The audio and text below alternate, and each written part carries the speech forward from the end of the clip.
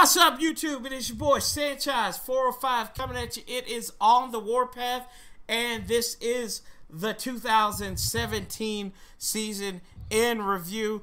Amir is always in the house with us, talking about the disappointing 7-9 season for Jay Gruden and his Burgundy and Gold squad. And the topic of the year was a pain point, pretty much. Injuries galore. I mean, you had guys, Amir, in the arms of the angel, fly away from here, from this dark, cold hotel room, and the endlessness that you fear. You are pulled from the wreckage of your silent reverie. You're in the arms of the angel. May you find some comfort here.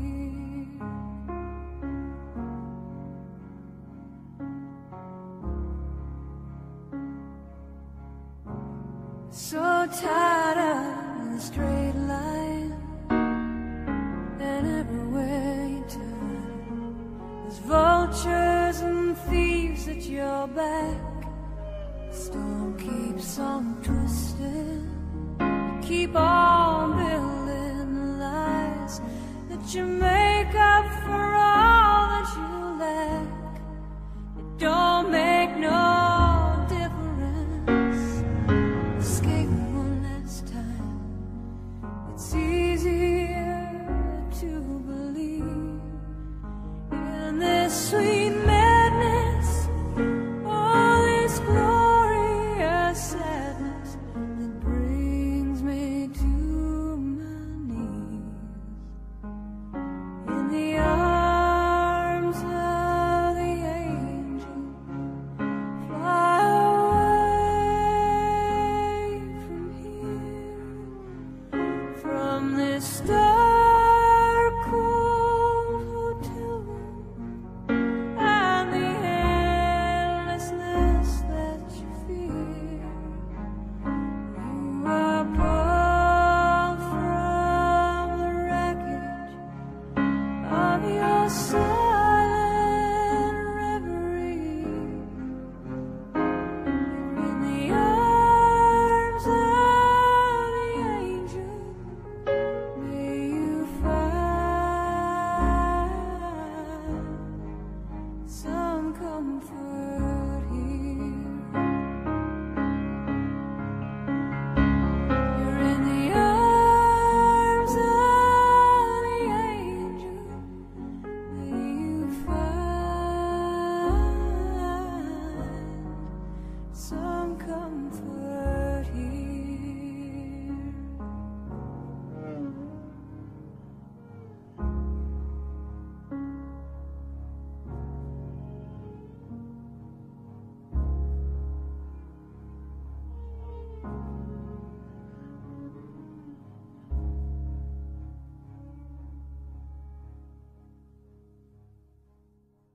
but even to that, it's a testament to the season. This team never, I think that those two games against Dallas and in Los Angeles or Inglewood, wherever you call them, the Chargers, I think that's when the team gave up. But it seemed like they never really said die in this season. Even though it was 7-9, I thought they had an opportunity to go 8-8. Prove me wrong, but you thought they were going to go 0-3 down the stretch. Proved you wrong and me right, and we had a wager going down the stretch of the season. As everybody can see, Amir had to somehow find a way to ingratiate us with the Dallas Cowboys. I took this bet knowing that I wasn't going to lose it. And Amir, what did you learn from this wager that you and I had? learned never to bet you. Yes, and what else? Redskins will always disappoint you in the end. And what else? You was right. I was wrong. There you go. That's right, man. There you go. You're absolutely right. I was right and you were wrong. And I just like making you say that, my friend. And without further ado, we get into the 2017 season. And what better way, Amir, to start it than going over every game from this past season. Started out September 10th, week 1, a loss against Philadelphia. The first time the Burgundy and Gold lost to the Eagles in 5 attempts. The offense came out sluggish. The defense had some good points. I think the defense, if I'm not even mistaken, only gave up 23 points. Kirk Cousins was rocked, and there was a point of contention that maybe his arm was going forward, but the point of the matter was he shouldn't have gotten that spot to begin with. Redskins fall 30-17 against their division rivals. And we move on and we go to a game that, if you look at it now, this would have been a shocker. The Redskins take out Sean McVay and the Rams 27-20 before the Rams went on a monstrous tear.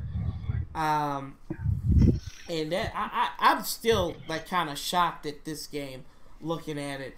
The way the Redskins, this was probably the Redskins' most complete game, although they did give up the lead they almost gave up the lead at one time, but this was the most complete game I thought the Skins played all season. Well, not really. I'll retract that statement. Next week was the most complete game as the Redskins beat the Raiders on Sunday Night Football 27-10. They came out there and, a lot of people said it might have been something with Derek Carr and the offensive line and the protest, because week 3 was a protest week. We won't get in that too much. We're talking about sports, not politics. And then also, then the Redskins wrap up their first quarter of the season at Kansas City, still winless in Kansas City, 29-0. Should have been 23-0. But Kirk Cousins, I believe he picked off or he had a fumble there. But either way, Vegas goes crazy as the Redskins kill the bettors there. And Amir, what were your thoughts on the first half of the season? Not first half, but the first quarter of the season. The first quarter, where we played the Eagles, the Rams, the Raiders, and then the Chiefs. Yes. Well, we went 2-2. I believe we both had them in our season preview going 2-2. Yes. So we were both right on point on that. We didn't just have the teams correct on them. The Eagles game should have been a win. We can live in the land of shoulda, coulda, woulda, all we want to. I'm not going to get into that in this video. It's not worth it. Mm-hmm. We lost. Plain simple, we lost to them. We lost to the Chiefs. They were the better teams. Rams, which goes to show you that they shouldn't have everything together in the beginning of the season. But, underneath good coaching and good playing, they pulled together. They won a division championship. They went from the worst-ranked offense last year to the best-ranked offense this year. Yeah, and that just shows you don't give up in week 2. It's a 16-game season for a reason. The Rams went on to win the NFC West. Even the Redskins went on to win the NFC West. As we in a way, yeah. Yeah, I mean, we did win the NFC West, so I mean, you want to point that, and we'll point that out here at the end, and of course we know why. But going into and I agree with you. The Redskins played good. They played really well. I thought they played a great game against Kansas City. Just couldn't edge them out. The Raiders game was the most fun I had watching a Redskins game in a long time. I'd probably say that was probably one of the best games since the Sean Taylor blocked field goal against Dallas in 06. I ranked that game up there very high and a fun game to watch. Also, the Rams, we talked about that, and then the Eagles. It don't really, that hit or miss. You know how my feelings was on this. You said shoulda, coulda, woulda. You shouldn't have been in that position to begin with. Then we move on to the second half of the second quarter. Redskins had a bye week in week 5, and then they come back, and we welcome an old friend to FedEx Field. Kyle Shanahan nearly gets his first win of the season in Washington by putting the former general manager Bobby Beathard's little grandson up in there. C.J. Beathard, the rookie quarterback out of Iowa, got them back in the game. I thought the Redskins were going to have a shutout against Brian Hoyer. I was very disappointed. And the Redskins kind of riding some momentum in that game to the degree, but then they run into the pesky Eagles on Monday Night Football, lose that by 10 points. Should have been a lot larger than that. Carson Wentz was on fire in that game, and the Redskins, I think, came out a lot sluggish there. Injuries prevailed, and they kind of mounted up from the last 3 games. Dallas comes into town. The Redskins wear the throwbacks, and the Redskins got thrown back. 33-19 loss, which would have been I believe that was one of Zeke's last games before his 6-game suspension. And then the surprise of the season. The surprise of the season. I'm going to reiterate, this was the surprise of the season. The Redskins go out to the Pacific Northwest, go to CenturyLink Field, and they take on Russell Wilson and the Seattle Seahawks. Kirk Cousins, probably one of the best comebacks he's ever had, with very little time. The Redskins were in control of that game. Kind of a seesaw affair, but the Redskins had the lead. They gave up the lead. They were down 14-10. Throws a blind pass to Josh Doxson, gets him down there inside the 5, and then Rob Kelly punches it in.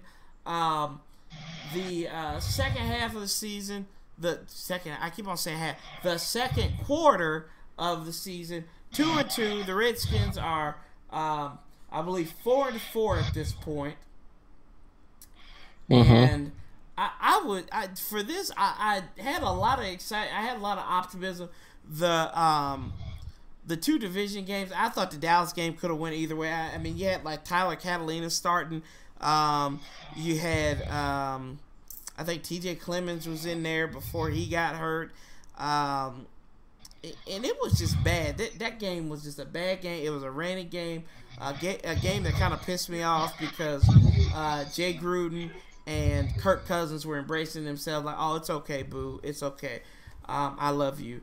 And then, going back to the Eagles game, it was the Eagles were who we thought they were, and the Redskins let them off the hook again.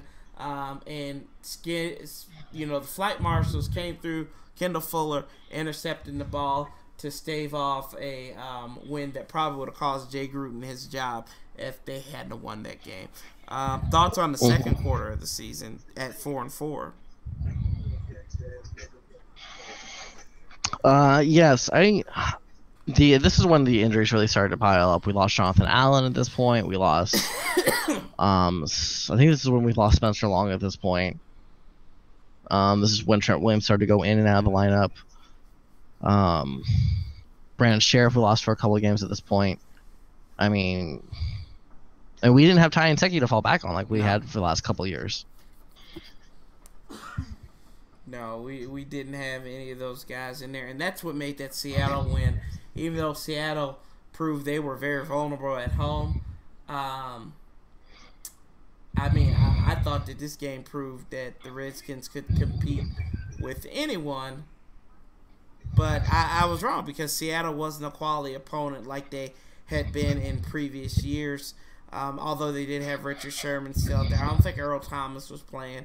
I think Cam Chancellor was out there, but Sherman was there. I know Sherman was. because Sherman got hurt against Arizona on Thursday Night Football. So I don't know if the two mammoth safeties were there. I think Cam was, but I don't think Earl Thomas was, if I'm not mistaken. But 4-4, injuries, but there's still fight in this team.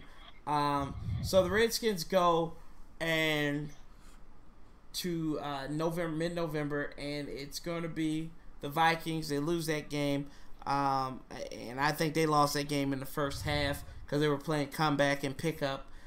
Still had Nick Rose as the kicker after Justin Hopkins was hurt. Then probably the most heartbreaking loss of the season. They go down to New Orleans. You're up by 2 scores with less than 4 minutes to go, and then the Saints force overtime. I'm not gonna lie, I had Alvin Kamara on my fantasy team, so that worked out well for me. But the fact that I never forget. I called my mom. She was watching the game. I'm like, look, I said, I think we're going to win this game.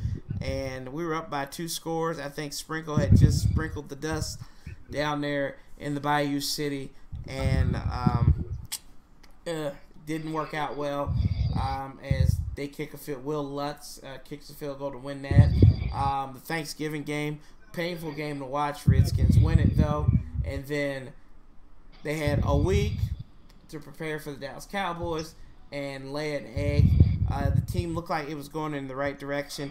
Jameson Crowder, Butterfingers, giving the ball away to the Giants, to the Cowboys. 38-14 defeat on November 30th.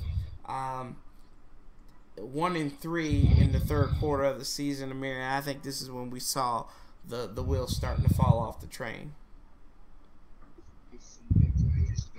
Yeah, it's just definitely that's when the proverbial sign on the side of the road was shown, and there just was no way we were gonna come out of it. I mean, I went this one going 1-3. We were 5-7, right? Mm-hmm. 5-7. That's a tough hole to dig out of. And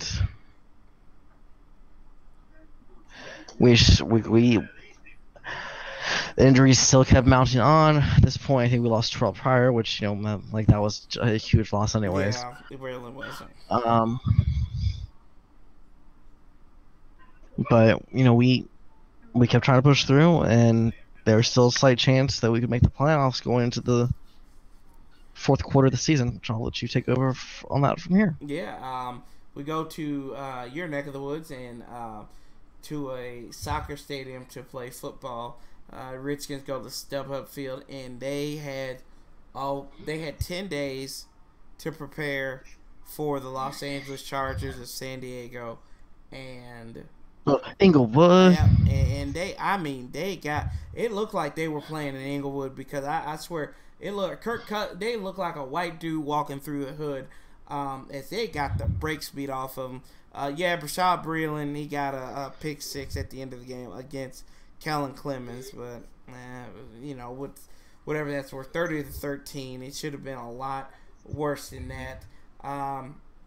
But then the Redskins get slapped back into reality, breaking off 2 wins in a row against the hapless Cardinals and the nauseating Denver Broncos, 20-15 respectively against the Cardinals, and 27-11 against the Denver Broncos. And at this point, we knew the season was over with, but 7-9 bodes a lot better than 8-8 bodes a lot better than 7-9.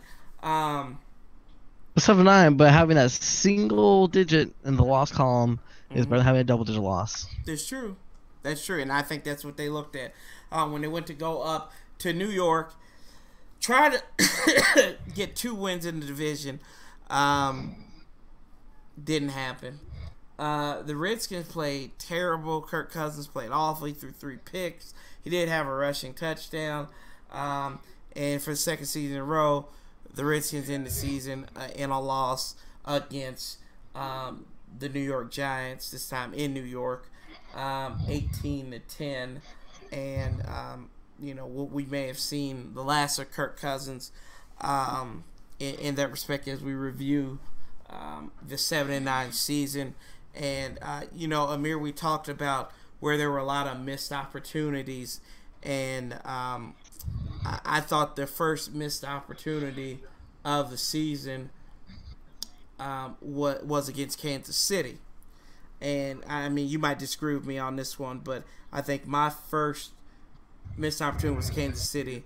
And the fact that, Josh Doctson, was it catchable, was it not? I thought if he had caught that ball, Redskins get their first win in Arrowhead. And that might be a season-changing win right there. Oh, my first missed opportunity is the refereeing in the Philadelphia game. Yeah. Where the ball was clearly going forward. It was clearly batted down. It was out of his hands, and it was batted down. That is not a fumble. That is an incomplete pass. And, that's the first missed opportunity for me. Mm-hmm. Second missed opportunity would definitely be that... Actually, no, I take that back. My first missed opportunity is free agency in this season, from this last season. And that is the fact that we didn't find a replacement for Deshaun Jackson. Now, nobody could replace Deshaun Jackson. He's very special talent, athletic. Yes, he is above 30. Saying that, there were still plenty of free agents out there that could have been available to us. I believe Ted Ginn was a free agent. I believe Pierre Garçon could have been that deep guy if we had kept him. But, we didn't have anybody that scared anybody to take it off the top. Yeah, and I mean, the operative thought being that on that first day of free agency, the Redskins picked up a piece on defense in DJ Swearinger, who would probably be my defensive MVP of the year. Well, not him and Ryan Kerrigan. I think they would be 1A and 1B. But Terrell Pryor got signed, and we were thinking about this, and a lot of the prognosticators, especially in the fantasy world, they were talking about this will probably be his best season. He's going to have a consistent quarterback after coming from Cleveland. That never transpired. He did have one great catch against Kansas City, where Kirk Cousins just threw up the home run ball, and he snagged it out of the air against Marcus Peters. But I mean, outside of that, he really didn't produce anything memorable for the Burgundy and Gold. So I can see where that where your first and your second missed opportunities come from. He didn't show anything in the preseason, and they had a hard time in the preseason as well, getting it together. And you know what? I'll change my first one as well to my first missed opportunity. I think it was the first team offense in the preseason showing their effectiveness. This offense struggled against Green Bay's second team defense. Green Bay doesn't have a good defense anyway. That's why Dom Capers isn't there now. But they legitimately struggle against the second team defense. They showed that Cincinnati, whose offensive coordinator was fired in week 2, and their defensive coordinator is not coming back this year. They struggled against it. I'm talking about the offense missing. So you've got 2 defensive coordinators who lost their job, but your team still struggled against them. Marty Morningwig, who was with the Ravens, his job was in question already, but they said they're going to bring him back. So you struggled against 3 coordinators who were either on the hot seat or they got fired. And then, Tampa Bay, they didn't play. I would have played them. And then, you let Studfield play that, and then you released him. But I think the first missed opportunity of the season was the offense not executing in preseason. And I'll move on to my third one, and I really think not taking October seriously, and I think that began and that kind of coupled in with that Chiefs one, but the fact that you barely escaped by the San Francisco 49ers pre-Jimmy G, the way you perform on Monday Night Football against the Dallas Cowboys, not the Dallas Cowboys, but the Philadelphia Eagles, and then a national game against the Cowboys where, the injuries mounted up, but you just didn't take. I mean, Dallas gave you opportunities to take this game from them. Even I would say that missed. Are you talking about the second Dallas game? I'm talking about the first one. The first one, okay. I'm talking about the first one, and just not seizing October. I think that was the big thing there was, especially those two division games, not securing your division in October. I think you had an opportunity in Philadelphia. Carson Wentz, one play I can think of was the weirdest thing in the world. Like, he was legitimately, any other time they would blow the whistle dead. He was engulfed by the Redskins defense and somehow squirted out and delivered a touchdown. Delivered a touchdown pass. And then, the Dallas game was, Dak Prescott has yet to throw an interception against this team. He looks all world against the burgundy and gold.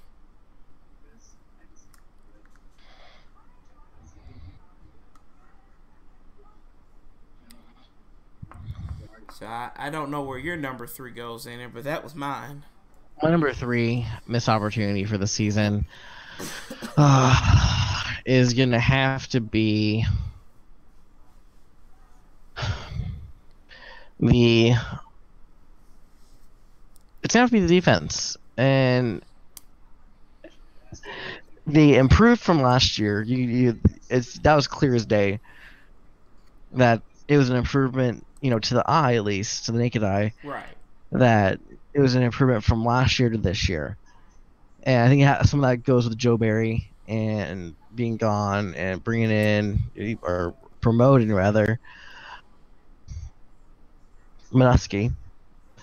And I don't think Minuski did a terrible job for what he had to deal with, but it's going to have to improve desperately. And I think with another good draft, another good free agency, that's why we've talked about on our live broadcasts of why I don't think they should re-sign Kirk Cousins, because I think they should put that money on the defense.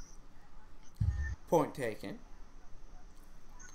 If you can get now. And that's even saying, I think maybe even wait till next year to draft a quarterback. My point is, if Roquan Smith is there at 13, roll on it. Mm-hmm.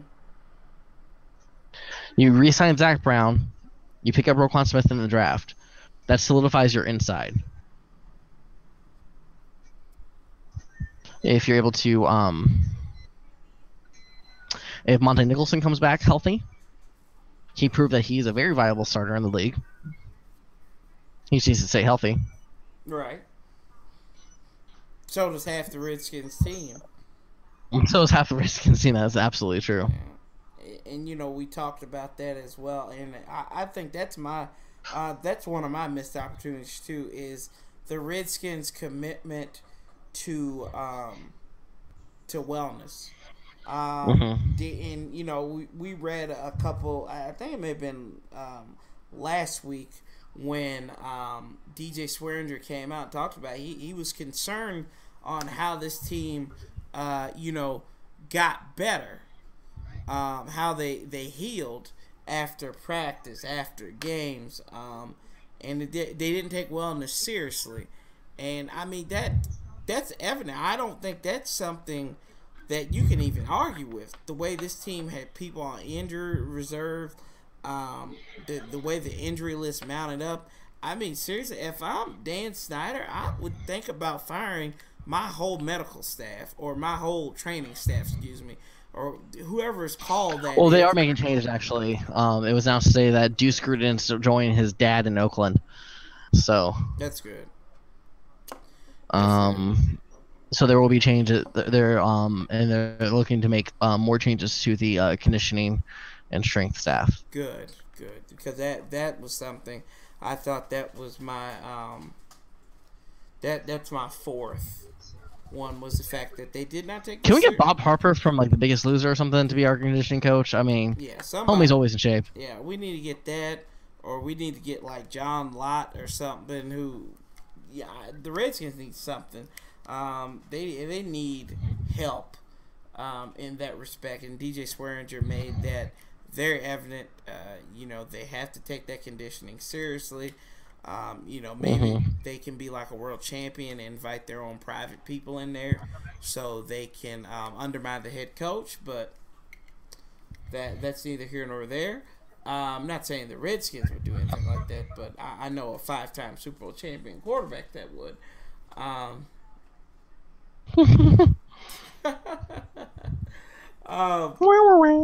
Old Tommy B.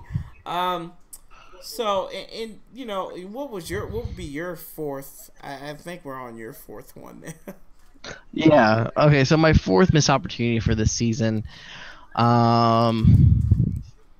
which actually technically should go to first because of just timeline wise. Mm-hmm. But we'll put this at number 4.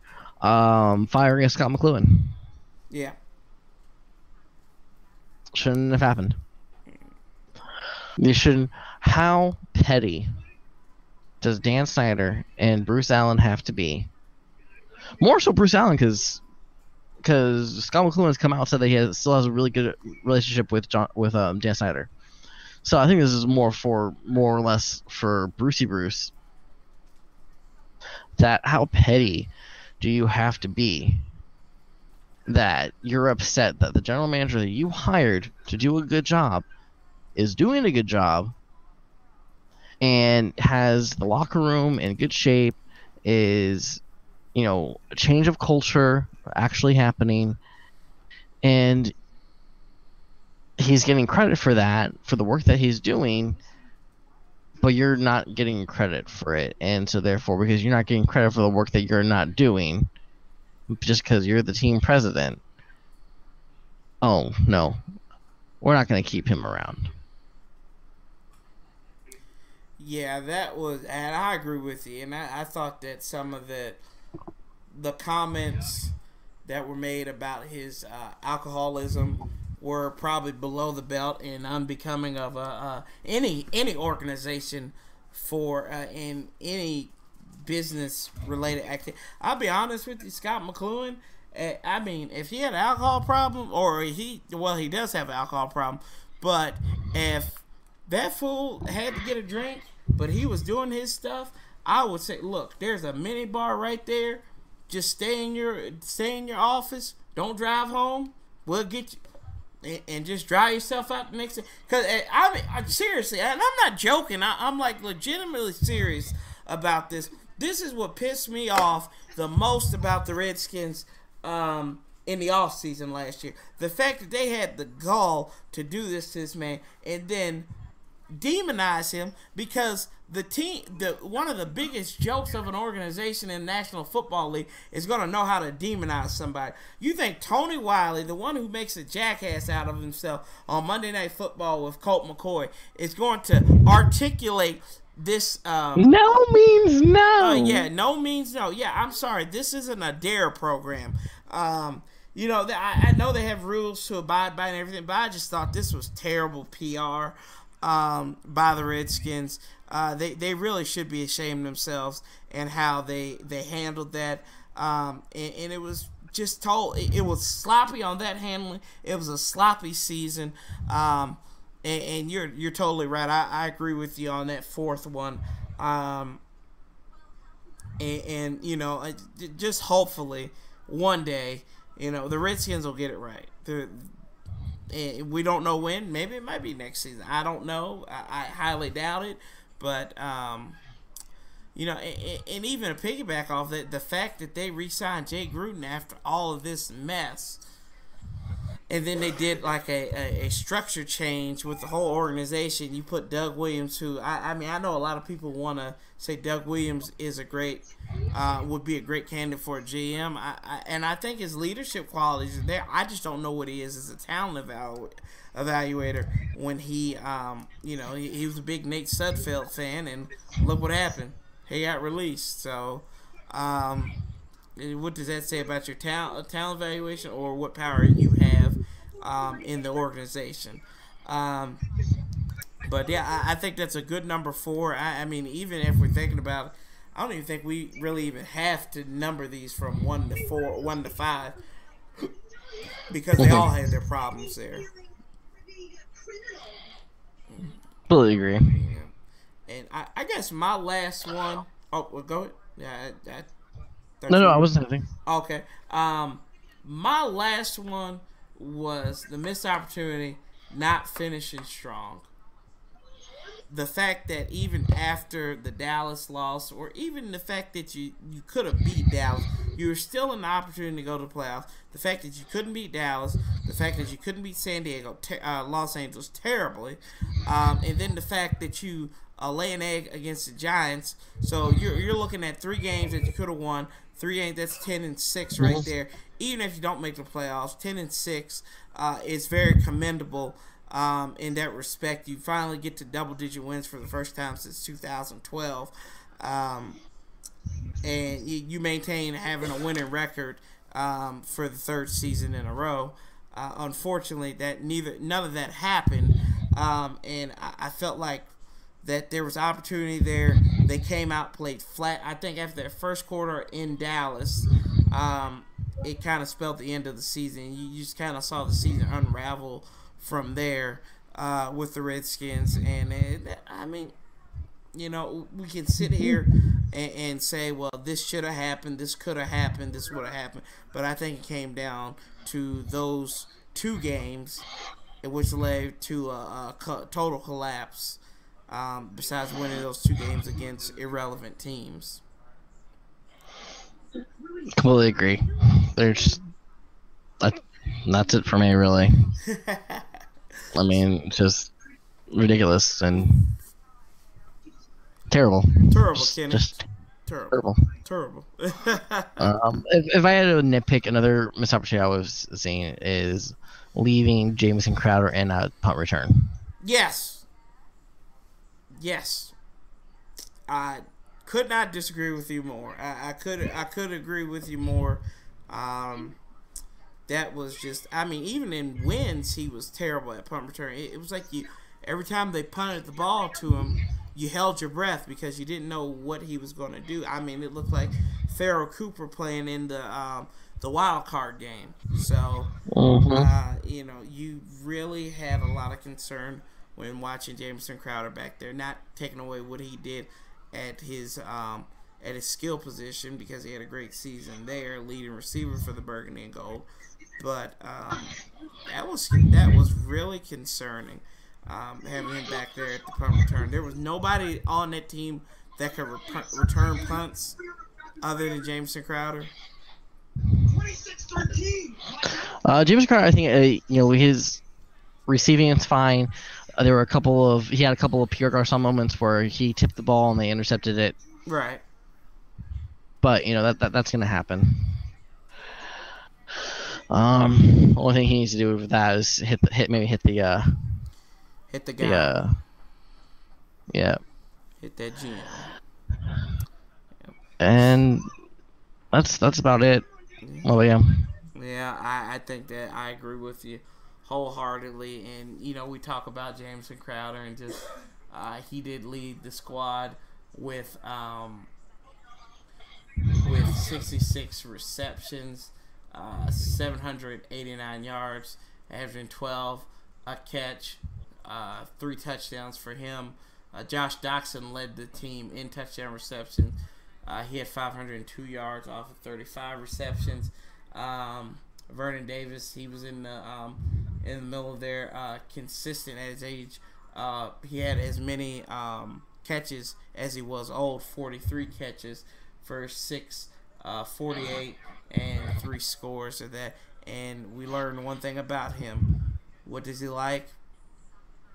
Yams. Candied yams. Sweet potato. No, he said sweet potato yams.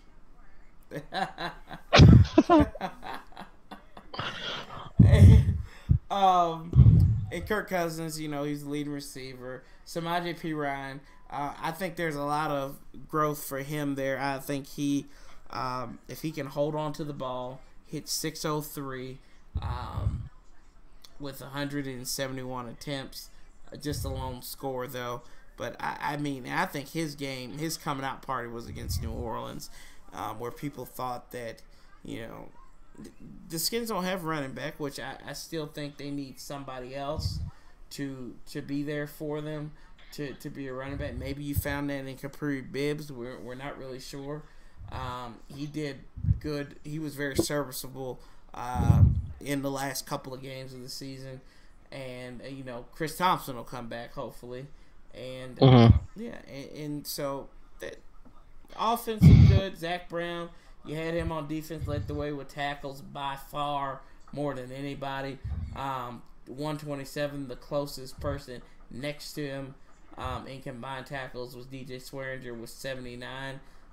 He had 2.5 sacks. Leading sacker was Ryan Kerrigan, who had 13 sacks for the Burgundy Gold. And, wow, I didn't know that Anthony Lanier had 5. This is what's really disturbing about the Skins, though. Preston Smith had 8. He had quiet 8. There's a drop-off between first, second, and third. You had Kerrigan 13, then 8 for Preston Smith, then 5 for Anthony Lanier. Although, Jonathan Allen, he was hurt. Hopefully he'll come back stronger there. I think he had a decent amount of... I think he had... Do you remember how many he had? He only had 1. Never mind then. But hopefully he can come back and be healthy as well on that defensive side of the ball. And I believe the leading interceptor was Kendall Fuller. Yes, Kendall Fuller was the leader. I think 5 or 4. Let me see here. I think he had 5. Let's see here. No, he had 4. He was tied for first with 4 with DJ Swearinger.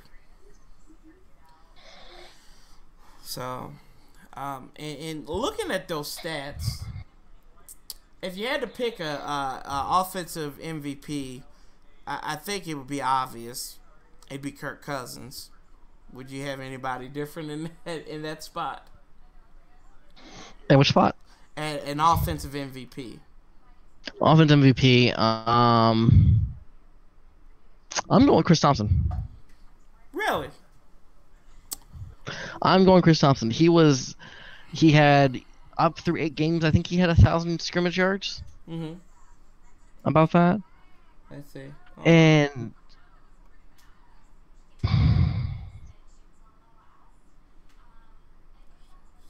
because he was both the leading. By the time he got hurt, he was both the leading rusher and receiver. Right. He had 510 in receiving yards, and then 294 in rushing.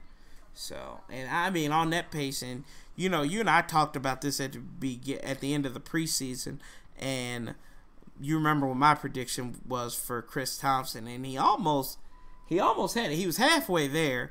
I said that he was going to be a 500 back, and if he doesn't get hurt, he was more than that. Yeah, he was more than that. Yeah, that's what I'm saying. So, and that's another reason why we fell apart in the second half of the season, where we just didn't have him. Right. He gets hurt in that Saints game. He doesn't get hurt in that Saints game. I mean, we probably. Again, that's shoulda, coulda, woulda land, but it's a possibility we win that game. Right. And then,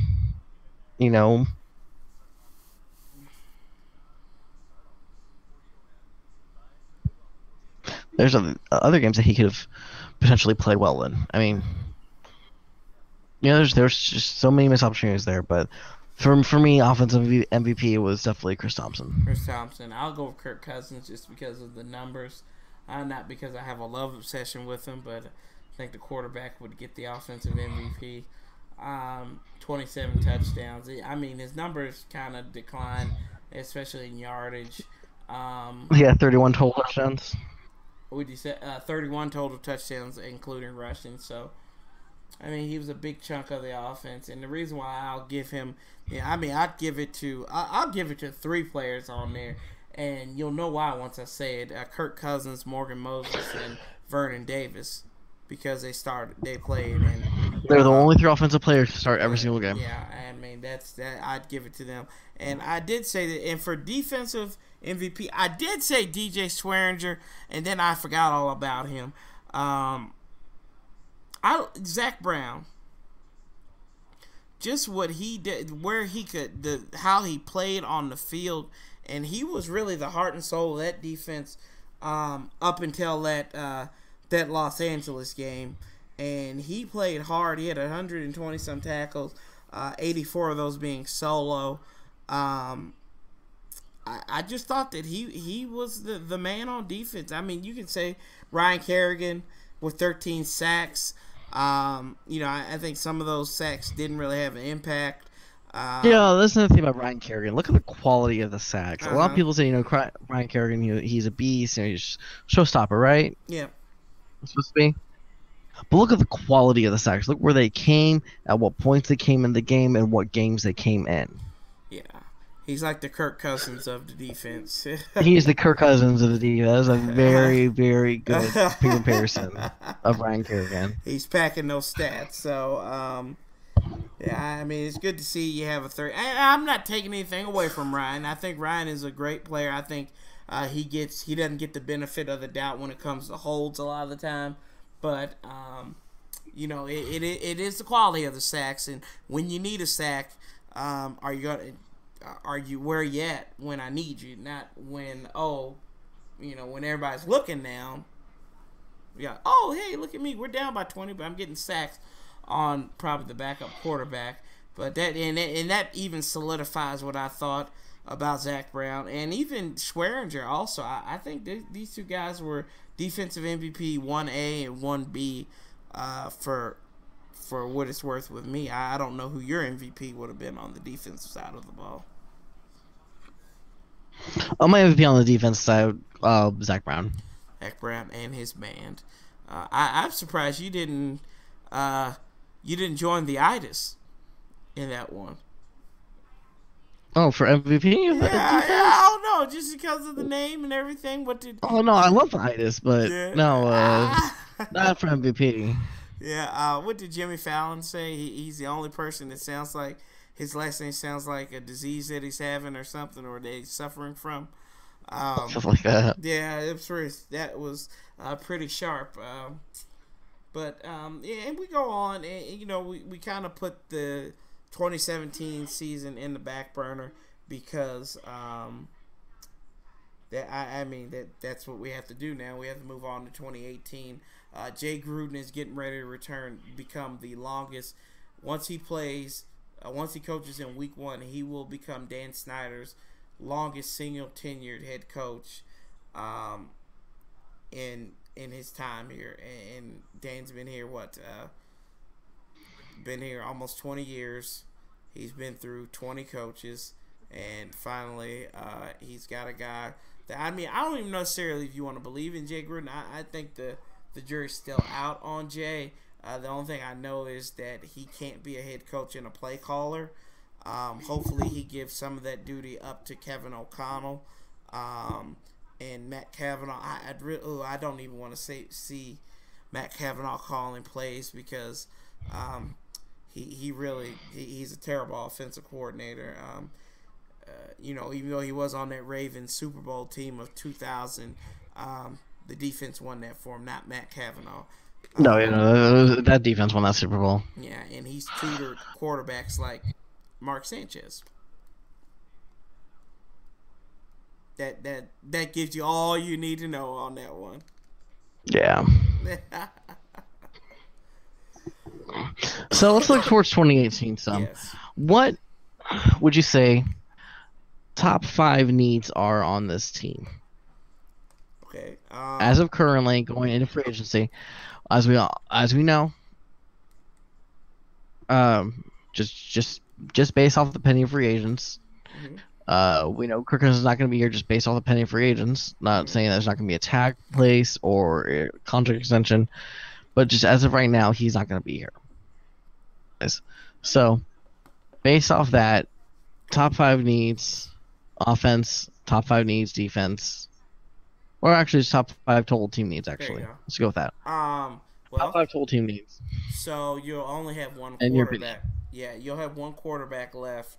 If Kirk Cousins decides to go, so quarterback would be my number 1. I think running back is a need. I think a deep threat wide receiver is a need there. I think you need more interior defense linemen, so you need a nose tackle, and I mean. Probably in safety, I think if you can get somebody. Well, Stuart Cravens says he's coming back, so right now I won't say it, but I think maybe another middle linebacker to, if we do re-sign Zach Brown, somebody to have to his side. Probably someone a little bit younger. I don't know if Mason Foster will come back. I don't know if they cut him, or I don't think his contract is Foster's contract up. No. Let's see here. Pending free agents on the Redskins. About positions. Go. Alright. 5 position. Mason Foster, inside linebacker. Yes, his contract is up. Yes, I don't. As is Zach Brown, Will Compton, and Chris Carter. So, good. So we have Zach Vigil. Yeah, so Zach Vigil will come back, and you've got Martrell Spate as well. So, yes, we have Spate. Yeah. That's like counting. That's like counting on. Never mind. Yeah, Let's go too far. That's. So let me list off the free agents that we have pending, and let me see who you would bring back. Okay. 12 prior, yes or no? Look at me. Look at me. I've legitimately made jokes about this man being on the injury report all season. What kind of question is that? You should know that by now. I've made many jokes about him. Like, should I? No, I know. I'm just trying to be fair and professional. That's all. Okay. So, professionally, it's a possibility that he will not be back with the Redskins. All right. Brian Quick. No. Ryan Grant, a.k.a. Ryan Gruden. Yes. Niles Paul. Sadly, no. Kirk Cousins. We've already talked about that. Probably not, no. Trent Murphy. Because he was injured, yes. 1-year deal. Prove it. Yeah. Junior Galette. No. I don't think he will come Dustin back. Hopkins. Dustin Hopkins. Why not? If you can't find a kicker, why not bring him back? Zach Brown. Yes, I'd bring him back. Will Compton. White chocolate. I love how you just like slid that in there. Yeah, we'll go. I think Jay likes him, and he's become a fan favorite.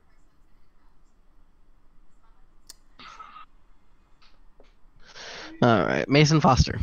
No. Chris Carter. God, did we even see him play this year? Apparently. No. Sean Laval. No. Arthur Jones. Yes. Phil Taylor.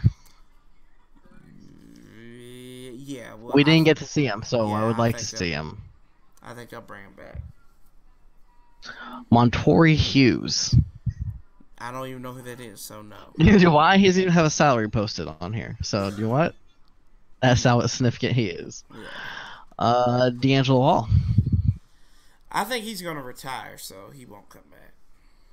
Yeah. Bashad Breeland. No.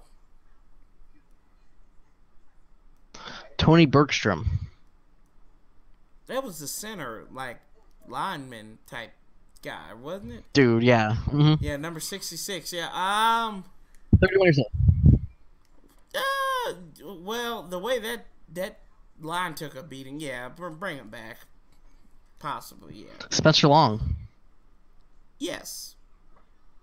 Now, bring him back at guard and have Chase Roulier start. Yeah, that's what I think Chase Roulier would. He played really well at center, so yeah. I mean, it would get Spencer Long back to his natural position. Mm-hmm. Okay. Is that it? That was it. That is the list of free agents we have. It's 1, 2, 3, 4, 5, 6, 7, 8, 9, 10, 11, 12, 13, 14, 15, 16, 17, 18, 19, 20. That's 20 names. Okay, so on the list. 20 names on the IR report. Not on the IR report, but on the free agency free agent to be list. And you said you were back 1, 2, 3, 4. You said yes on Compton, right? Yeah. 5, 6, 7, 8, 9. You said you bring back 9 of those 20. Yeah. And I mean, I think 9 of those 20, I think some of them, not even the fact that I would bring them back, it's the fact that they don't want to come back. I mean, Bashad Breeland, I mean, he's wrote some odd things on social media. I don't know if they need to just drug test his brother or what, but he's like said some odd things. I mean, I don't even know who he's talking to. He's like Des Bryant, like he gets mad at no one, and he's that's when you gotta watch out, when he gets mad at nobody and he starts talking to nobody. I think that's who Breeland's talking to. And we have the depth at corner to levy that blow, and Breeland's been okay at times. I mean, I'm not gonna say that he's been the best. He's went up against the best sometimes, and he's got beaten like he stole something. I mean, he basically let Antonio Brown twerk on him back in 2016. He did shake that ass. Yes, he did. Yes, for some cash. Yeah, so I mean, 9 is very. I think that's pretty good for that percent, just under 50%. So like 45% of the free agents coming back. And all those, with the exception, I think, of Zach Brown, would be fairly affordable to bring back. Right.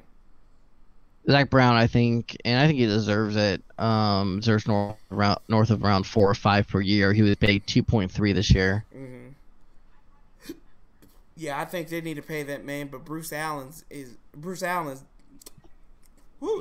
very cheap as general manager. And yes, he is. He tries to get steak. He tries to get filet mignon for Burger King prices, and that's not going to happen. So, we'll see where that goes with Zach Brown, but I would bring him back if I was the general manager. Indeed. All right, so based off of that, let's go ahead and go with the top 5 team needs. Yes. So what do you think? You give your list, I'll give my list. I thought I went over that already. No, not. I said let's go with the free agents first. Okay, well, yeah, I did. I got to that point. I said quarterback, running back, receiver, interior lineman, and middle linebacker. Okay. Based off of what's pending, I would go quarterback, running back. I would go inside linebacker. I would go safety. And then I would go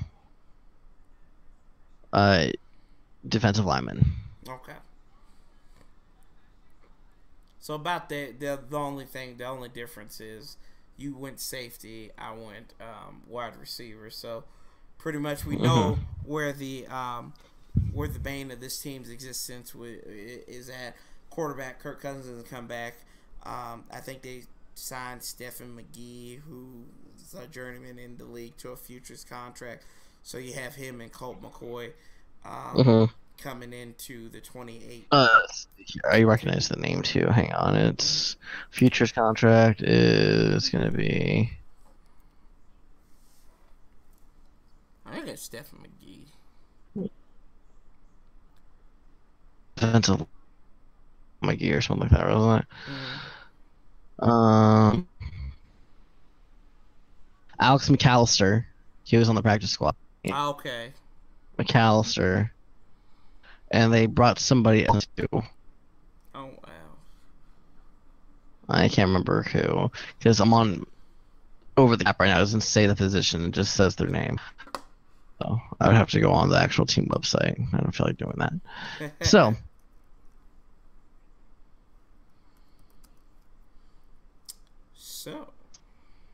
So based off that, and we'll get more into this when we do our draft videos and everything like that. And I've already sent you my list of quarterbacks for the draft. So. Yes, and that. As of right now, as of today, number 13th overall pick. I'm gonna give you 5 names, and I want you to see who you would take. Okay. Okay. Available: Josh Allen, quarterback from Wyoming. Baker Mayfield, quarterback from Oklahoma. You have Cortland Sutton, the wide receiver from I think Kentucky State it is. And then you have Roquan Smith is available. That's the linebacker from. That's linebacker from Georgia. Georgia, okay. And then you also have Vita Vea, the defensive tackle from Washington. Okay. So, I get to pick from one of these 5 guys. You know, I like Baker Mayfield. You know this. I like him. I've started to, appreciate his swagger, and I've seen. I don't trust a guy whose name sounds like it should be a medicine and Vita, whatever his name is. And I like Josh Allen because I said last year, what about this kid from Wyoming? And, I'm glad you finally came around to that. And you got Roquan Smith, the linebacker.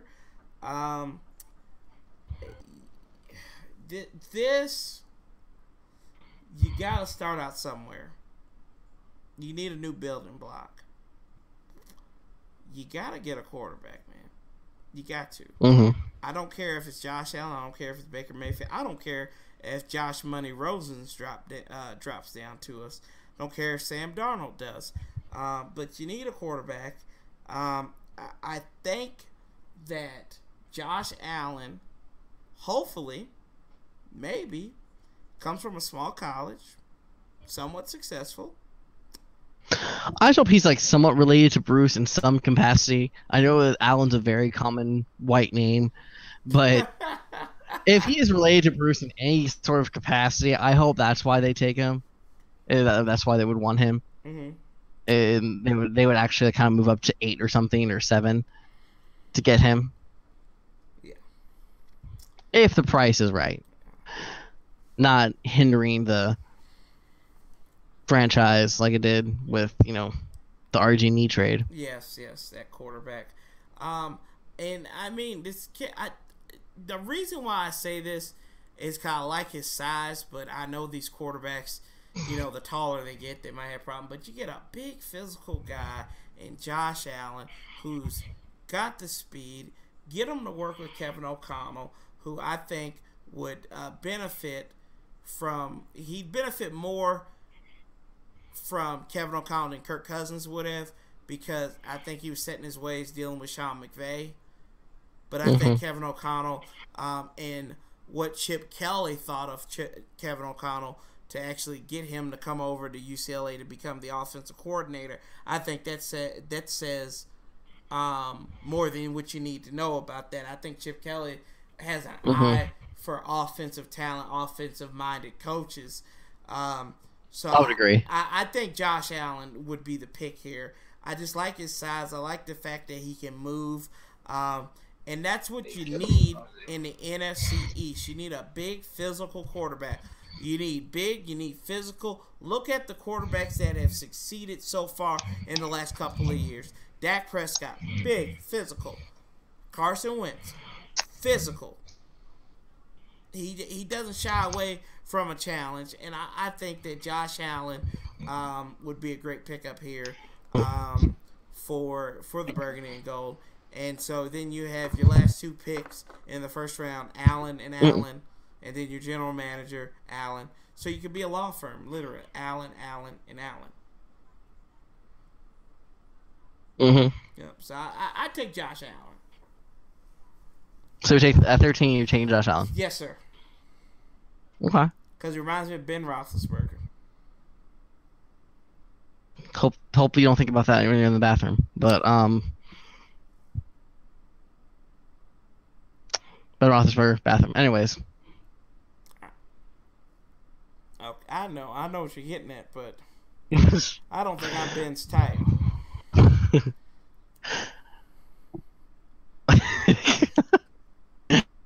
All right. So, Josh Allen, I would,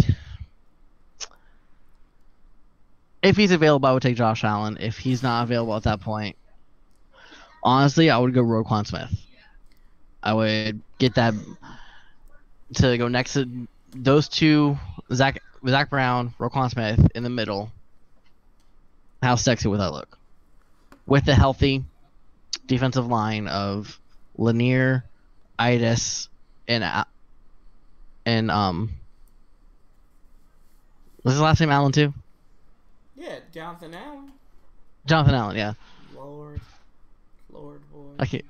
Yeah, see, I'm forgetting all these things. Oh, okay. But you have that going on. You have Preston Smith is solid for at least 8 sacks a year. You have Kerrigan, your Kara Cousins, what his name is, that can get you 10 sacks at least a year. Hopefully they can come in better spots next time. Right. And you have a solid front seven. And you're going to need that against J.J. Also, Zeke Elliott. Zeke Elliott, as long as he doesn't touch the women and get suspended. And then whoever the Giants throw at you at running back. Because God knows. I think they. God knows who that's going to be. Yeah, God knows. They threw like 6 running backs against the Skins in one game, I think. They had that Gollum kid. Oh, God, Shane Vereen, maybe. And then Orleans Darkwa. Sounds like a comic book villain. And, I don't know whoever else they threw up at the Burgundy and Gold. But, I think the, you can't go wrong with an inside linebacker or a quarterback here because you've got to get somebody who is going to either put points on the board or stop your team from scoring. As generic as that comment sounds, I think it's the case with the Redskins because you don't really know. We don't even know if Zach Brown's going to come back next year. That's true. And we don't. Very true. Definitely know that we've probably seen the last of Kirk Cousins, unless Kirk Cousins has I'm sorry, but when a report comes out saying that he would strongly consider playing for the Browns, yeah, that's good in hand saying you done messed up, Aaron. Right, you done messed up. You done messed up, Aaron. Yeah, so we'll see where that goes, but I do like Josh Allen at the pick, like I liked last year, if he would have came out, but you never know. I'm just glad he improved this. Like I last year, like I said, the film that I saw on him, I didn't like it. This year, he greatly improved on film. So Good. I will. I'll have to go do some of my film watching as well with Josh Allen too. But I do like him. Good quarterback name there. So you know, this is a quarterback name, just like so is Baker Mayfield. yeah. Well, you know, Baker Mayfield's more of a fighter name. Yeah, Baker Mayfield. In this corner, yeah. And if we go to 13, we'll have a Baker's dozen. Yeah,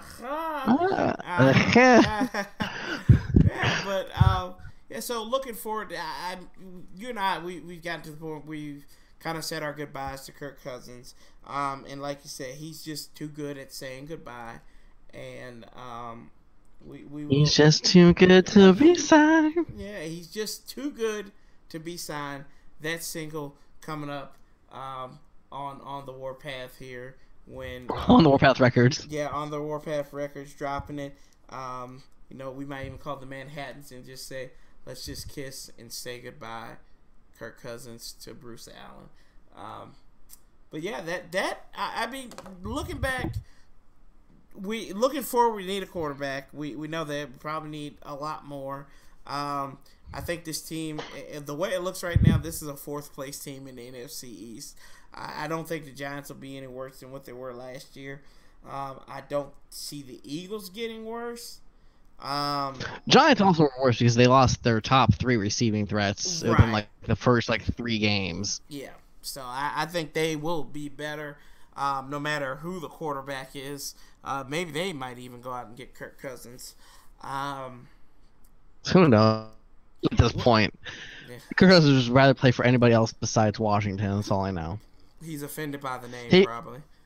He can politically say that, of course. Why wouldn't I want to be here? You know, 'cause it's just such a rich culture and it's so great, guys. And that press conference was the biggest bunch of smoke up somebody's butt I've ever seen. I didn't even watch it because I knew what it was going to be. It was going to be. You said that it was possibly, you know, that it wasn't. They were giving him hard hitting questions, but still, I'm like, he's like a politician. He'll giving them harder ones. Yeah. He is exactly like a politician. Right. And you know, there was even a kid who said, like, you know, okay, so if you don't play for us, who do you want to play for? And he's all, you know, technically, you know, I'm under contract with the Redskins until March something. So technically, I can't even be looking at other teams right now. He wrote out a contract with John Elway when they came to Washington. Okay. So I want to take a look. Okay, let's just take a look at this real quick. I have Over the Cap open right now. I'm clicking on Denver right now. Their team cap space. They only have about 27 million in cap space. All right. They break the bank on him. The thing is, I think they would. Okay, if they trade him, how much would they save?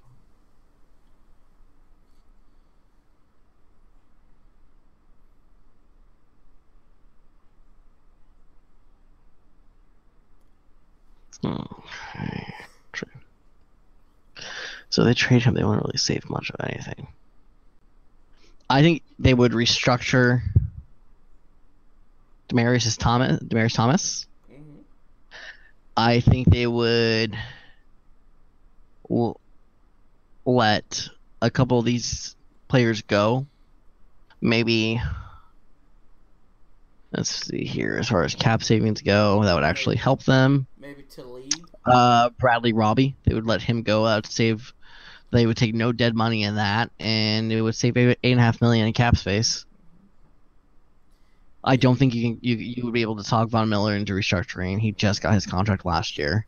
Will they get? You think maybe to leave? I mean, they would after all they. I think they cut to leave. Honestly. Yeah, that's what I was thinking. That would save That would save overall $10 million in cap space. Mm-hmm. So that's $18 million right there to add to the 26.9. So in total, you were saving. It would be about 27. So you'd be saving about 45. You have $45 million in cap space there. depending if he took a backloaded deal. Whereas, you know, he just got a little bit if he got more like around the $24 million range this year. Because just looking at the Denver roster, their defense is still just intact. So, you know, you keep Emmanuel Sanders, you keep Demaryius Thomas, maybe restructure Demaryius Thomas somewhat so that you can save something. Same thing with Emmanuel Sanders. Because, you know, they gotta be tired of having these piss poor quarterbacks. You have to. I mean, you look at. I don't even. At one point, you go, okay, take some of my money so you can get this guy in here. And look at all the raving reviews that he got from the Denver players that week. An elite quarterback. Oh yeah. So they got. I'm not. Go ahead. I think Denver's the front runner for Cousins personally. I think you and a lot of people think that. I really do. I'm one to believe that. I don't think. I think either he's going somewhere in the AFC, whether it's Jacksonville, which then the Redskins will play them in Jacksonville next season, or whether it's Denver. Oh no, they go to London for that. I hope not. How? Oh, can you imagine Jacksonville Jaguars with Kirk Cousins under center playing his old team in London? That would be awful. I think that they may make that. They could possibly make that a Saturday night game. They won't make that. Yeah, that could be a Sunday night game. You said Sunday or Saturday? Like a Saturday night. It would be Saturday night for us, and be like Sunday morning for the folks in the Brits. Right.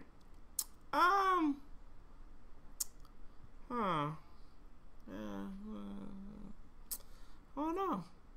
This would be very interesting. Kirk Cousins, I just think that they'll play. I think this game will stay mainland if he goes to the Jaguars. But I think that's where his destinations are. I think Jacksonville, Denver. You know, I think if Big Ben retires, dark horse might be Pittsburgh. I can see that as well. I can see that as well if Big Ben retires, because if Big Ben retires, what's their cap situation? Because you think about they're gonna have to re-sign Le'Veon Bell too. Right. Currently they only have $2.5 million in cap space. Oh dear God. If Roethlisberger retires, okay, that would save them $23 million in cap right there. So that gives them 25.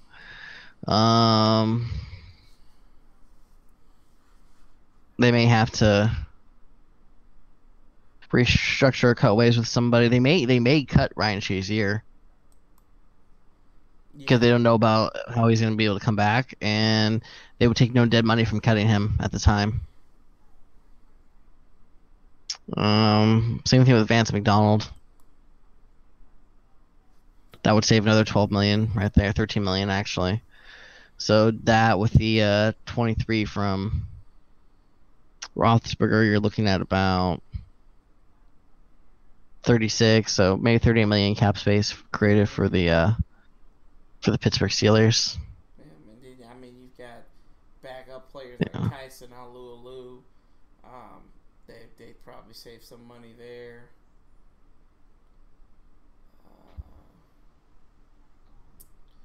Yes, I mean, you know, there's an opportunity for the Steelers. Martavis Bryant's requested a release, so he might go. That would save $700,000. Yeah, maybe the Redskins trade for a draft pick and a wide receiver, and maybe call Snoop Dogg to get his back weed. So Martavis Bryant will be A-OK coming to Washington.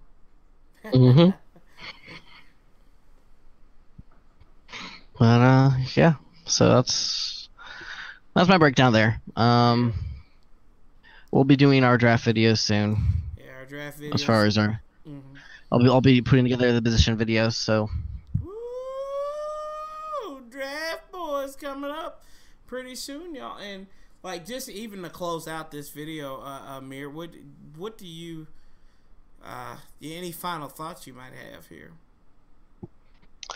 Well, I've definitely enjoyed the season a lot more. It's good having somebody to, such as yourself, to have thoughts of the Redskins with and to bounce ideas off of and to, you know, put me in my place with my crazy conspiracy theories. It's been nice. Yeah, I will agree. It has been fun to bounce ideas off of you and, you know, a sense of organization. And it's always fun because, you know, you can, I mean, even though you might have some crackpot ideas, I mean, they're only one pen stroke away from actually becoming reality. And, you know, I remember at the beginning of the season you said 4-12, and Kirk Cousins messes his leg up, and, you know, Colt McCoy becomes the quarterback. Thankfully, that didn't happen. Now you kind of wish it did, just with, you know, something interesting I saw the other day. The Redskins have more wins than the first three teams, the first four picks of the draft. No, yeah, considering Cleveland's in the top. Picked twice. They picked twice. They had 0 wins. You have the Giants. The Giants had 3, right? And then 4. Somebody had 2 wins, I think. Is that right? I think somebody went 2-14 this year. Also, that was the Giants that won 2-4. No, Giants won 2 games, or won 3 games.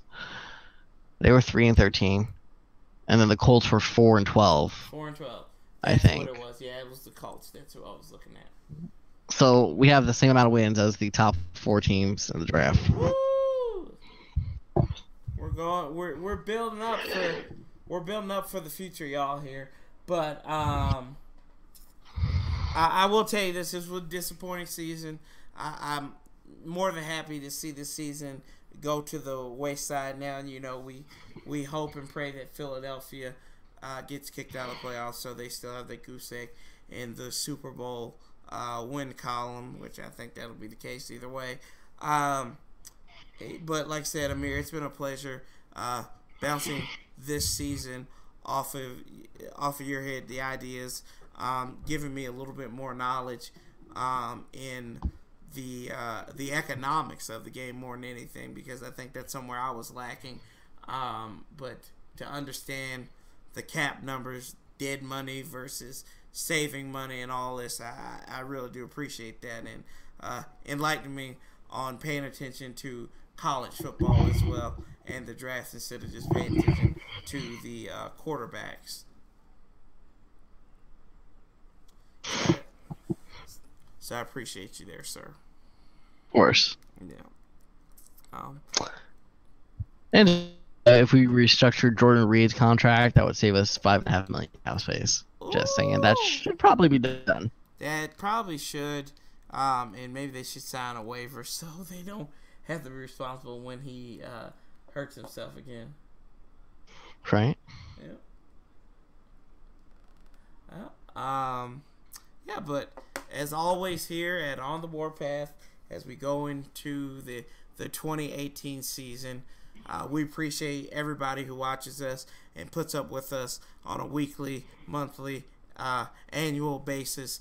We're doing bigger things coming up here into the off season. We are winning off the field every day, so hopefully we can win on the field come September. But as we always say here, Amir, how do we do it, my friend? We say love, peace, and hail. And we'll be talking to you real soon, y'all. We are out.